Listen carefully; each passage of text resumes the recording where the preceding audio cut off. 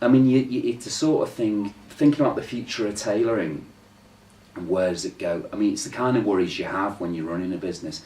What if people just stop coming in, you know? Goodness me, because you think, well, there can't be that many people out there want bespoke, and will styles change and that, and you know, will we suddenly not be able to sell or make suits? But I mean the suit, the lounge suit as it is now, it really has stood the test of time. Let's say the last 100 years, and it only continues to be in media and films. Probably James Bond. You look at one of the best wearers of a suit, and I always think as long as he keeps doing everything he does in a suit, will be fine, because that is the aspiration for a lot of young men, and the kids need to grow up, and it's a real advertisement. You still cannot beat nothing. No man can look better than in a well-cut suit, you know.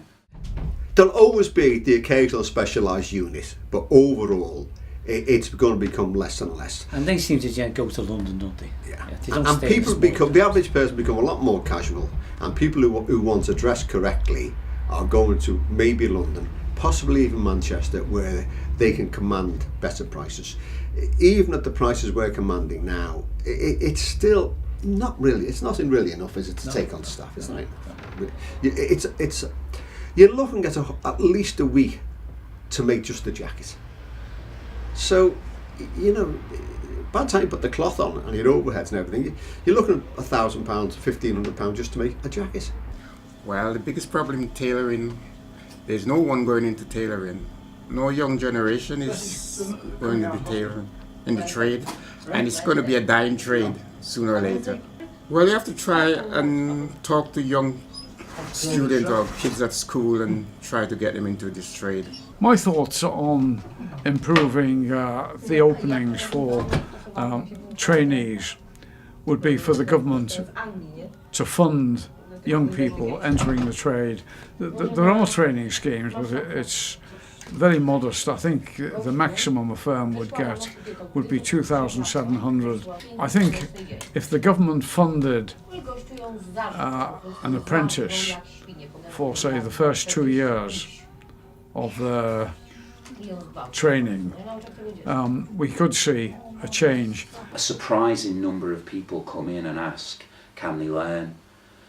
And there is only, you know, there's not a lot of money for one, obviously, and there's probably only space for one or two. It is. I really, you know, it is upset me saying no, not really. I can't afford it, you know. And that's what I say. You've just got to keep going and don't let things like that push on, because there's not many apprenticeships out there at all. There's a lot more in London. Obviously, that costs a fortune, you know. So something, if the government did that, would be incredible, you know. They'd certainly have, you know, a place here where we could put that money to good use. The future of the tailoring in the future is going to be again, I believe, part of UK, and taking it back where we lost it, and let every gentleman or the young generation wear again the jackets and again the suit. Marketing does affect sometimes, because people these days always in the marketing. They see in the markets, they see social media is very important to introduce what you do, to put it on a reel, so they can see where you are up to, what you're doing, with who you are. Well, I think in advertising, that's what we need to do. We need to do more of it. We've now got a website which we're watching carefully to see how many hits we have. And we're going to move on from there. We are speaking to an advertising company now about which way to move. It does play a big role, marketing and advertising. You've got to have the substance there. You're not going to last long, but in such a visual industry with images, you can see why the big companies pour millions into it. It's the start of the romantic journey for a guy, you know, and it's the start of the fantasy, like I was saying with James Bond, and it's the start of them imagining how they want to be in that fantasy life. You've got to advertise I mean, word of mouth thing, it's all changed now. It's just the way things have gone.